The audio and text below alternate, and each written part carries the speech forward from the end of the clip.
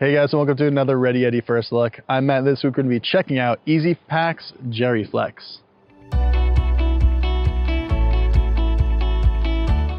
The JerryFlex is the ultimate jerry can replacement that utilizes a water bladder instead of a hard structure. The outer shell protects an inner bladder that's made up of FDA certified food grade plastic.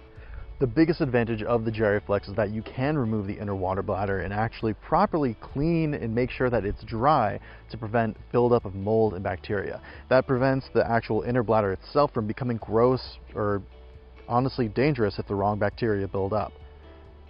Once one bag is spent, you can take it out, set it aside to dry, fill in a clean one, and be on your way. Obviously, the goal is to reuse a plastic liner to make sure that you are using as little waste as possible. But if you do have a bag that's way past its prime, you can get a new liner and start fresh.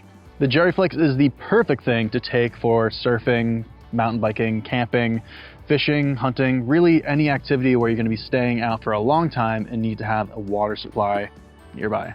It also comes with straps, which makes it extremely easy to carry, and you can strap it down on a moving vehicle. You could even sling it over your shoulders like a backpack, though 5 gallons of water is surprisingly heavy and it's not something that you can hike with, or I would recommend.